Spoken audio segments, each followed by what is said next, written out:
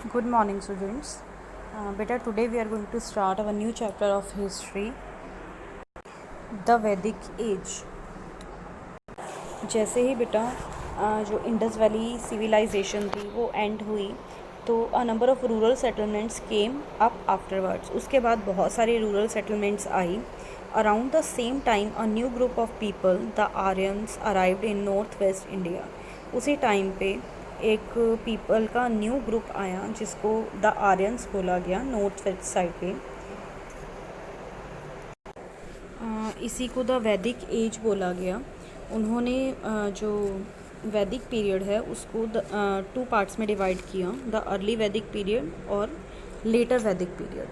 The Vedic age was between 1500 BC and 1600 BC. इस time period के बीच में थी ये age. This is the next major civilisation that occurred in ancient India after the decline of Indus Valley civilization by 1400 BC. अब बेटा जो Vedic as थी ये इंडस वैली सिविलाइजेशन का जब डिक्लाइन हुआ, जब वो एज ख़त्म हुई तब उसके बाद आई. The Vedas were composed in this period and this gives the age the name. अब बेटा इस एज को वैदिक एज इसलिए नेम दिया गया क्योंकि इस एज के अंदर जो वेदास थे वो कंपोज हुए. The Vedas are also the chief source of information about this era. जो वेदास हैं 4 टाइप्स के वेदास हैं, उनसे भी इस एज का अच्छे से डिस्क्रिप्शन मिलता है उसमें.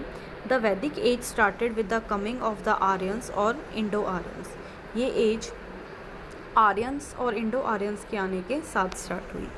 फर्स्ट है Indo Aryans. The Aryans were a semi nomadic pastoral people. Semi nomadic मतलब वो लोग भी एक जगह पर टिक कर नहीं रहते थे. The original homeland of the Aryan is matter of debate with different experts suggesting different regions from where they originate. अब बेटा उनके होमलैंड मतलब उनका ओरिजिन कहाँ से हुआ, वो आए कहाँ से, इसके बारे में अभी डिस्प्यूट हैं एक्सपर्ट्स के बीच में. कोई कहता है कि वो मतलब कहीं से आए तो दूसरा कहता है वो कहीं और से आए. तो अभी इसका भी कुछ फाइनल नहीं है कि ये कहाँ से आए थे. Some say they came from the areas around the Caspian Sea in Central Asia, while others think they originate from the Russian steppes. अब कुछ कहते हैं कि वो कैस्पियन सी के पास से आए थे एशिया से, और कुछ कहते हैं कि ये स्टेपिस से आए थे रशिया से. Bal Gangadhar Tilak was of the opinion that the Aryans came from Arctic region. Bal Gangadhar तिलक ये कहते थे कि वो आर्कटिक रीजन से आए हैं. The Vedic age started with the Aryan occupation of the Indo Gangetic plains. जो वैदिक एज है स्टार्टेड विद द आर्यंस के साथ स्टार्ट हुई. Occupation of the Indo Gangetic plains. Indo Gangetic plains सबसे पहले जब वो आए तो उन्होंने इंडोजेनेटिक प्लेन्स को कवर किया, मतलब गंगा के आसपास का एरिया कवर किया. Meaning of the word Arya noble. Arya का मीनिंग होता है noble. They spoke Sanskrit and Indo European language. They led a rural semi nomadic life as compare to the Indus valley people who were urbanised. ये जो थे बेटा दे led a rural मतलब वो Harappan civilisation जैसे नहीं थे. वो अपनी जो लाइफ मतलब एक रूरल लाइफ थी उनकी, सेमी नोमैडिक थी. It is believed that they entered India through the Khyber Pass. अब खैबर पास जो है बेटा वो पाकिस्तान से माउंटेन्स के बीच में से एक एरिया आता है. तो उन्होंने बोला कि ये जो थे आर्यास जो थे वो वहाँ से आए. Vedic civilisation. Initially the Aryan lived in the land known as Sapta Sindhu. वैसे तो बोला जाता है कि जो आर्यंस हैं वो the Aryans lived in the land, वो लैंड जिस जगह पे रहते थे उसको सप्त सिंधु बोला जाता है. Land of 7 reverse.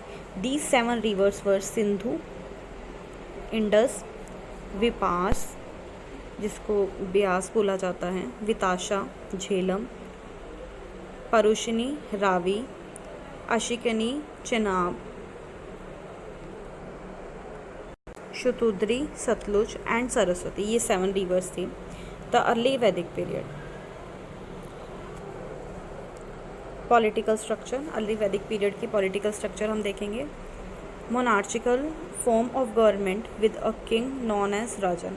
यहाँ पे जो था बेटा वो मोनार्चिकली मतलब मोनार्ची गवर्नमेंट थी। अब मोनार्ची के अंदर एक किंग होता है, वो ही अपनी पूरी जो एरिया होता है, राज्य होता है, उसको संभालता है। उस टाइम पे वहाँ के किंग को राजन बोला जाता था। पेट्रार्चिकल फैमिलीज। जना was the largest social unit in Rig वैदिक टाइम। वहाँ के लोगों को जना बोला जाता था। सोशल ग्रुपिंग कुला, फैमिली को कुल बोला जाता था। ग्राम विशुजना। Tribal assemblies were called sabhas and samitis. Tribal assemblies, उनकी ट्राइबल्स की जो असेंबलीज होती थी उसको सभा या समिति बोला जाता था। Examples of tribal kingdom,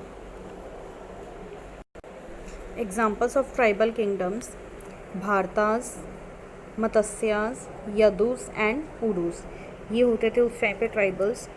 social structure देखें, women enjoyed respectable position. Women की जो पोजीशन थी बड़ी ही अच्छी थी। They were allowed to take a part in sabha and समितिज। वो कोई भी सभा होती थी या समिति होती थी तो उसमें पार्ट ले सकती थी। There were women poets too, women poets भी थी वहाँ पे। अपाला, लोपामुद्रा, विश्वर्या एंड घोषा, ये सब जो थे वो वुमेन पॉइट्स थी। Cattle especially cows became very important.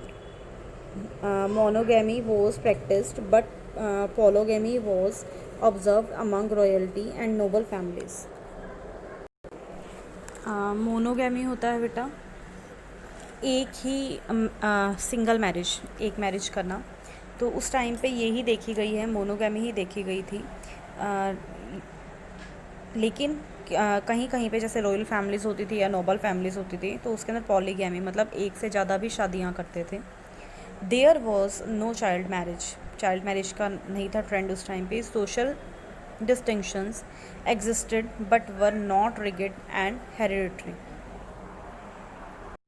थोड़ा बहुत बेटा जिसको कहते हैं डिस्क्रिमिनेशन होता था, लेकिन वो मतलब हेरिडिटी नहीं होती थी। मतलब ज़रूरी नहीं कि किसी के साथ हो रहा है तो आगे उसकी फैमिली के साथ भी होगा। Economic structure, they were pastoral and cattle rearing people.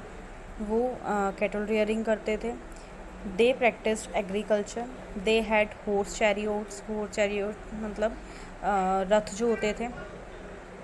Reverse were used for transport, rivers को यूज़ किया जाता था ट्रांसपोर्ट के लिए। Cotton and woollen fabric were spun and used. अब कॉटन और वुलन फैब्रिक यूज़ करते थे वो।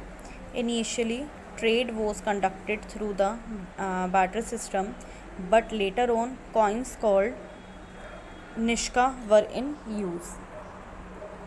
अब जो ट्रेड होता था बेटा, जो व्यापार किया जाता था, किसी चीज़ के बदले दूसरी चीज़ दे दी जाती थी। बार्टर सिस्टम में यही होता है कि अगर किसी से हम कोई चीज़ खरीदते हैं तो उसको पैसों के बदले कोई चीज़ दे देना।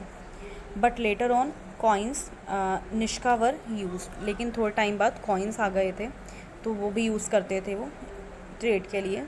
Next is religion. They worshipped natural forces like earth, fire, wind, rain, thunder etcetera by personifying them into deities. अब वो जो वर्शिप थी वो अर्थ, फायर मतलब नेचुरल फोर्सेस की करते थे। Indra, thunder was the most important deity. जो इंद्र देवता थे उनको बोला जाता था, मोस्ट इम्पॉर्टेंट डाइटी थे उनके। Other deities were Prithvi, Agni, Varuna and Vayu. Female deities were Ushas and Aditi. There were no temples and no idol worship. वहाँ पे कोई टेम्पल्स नहीं थे, कोई आइडियल वर्शिप्स नहीं थी, वो सिर्फ नेचुरल फोर्सेस जो थी उन्हीं को ही मानते थे।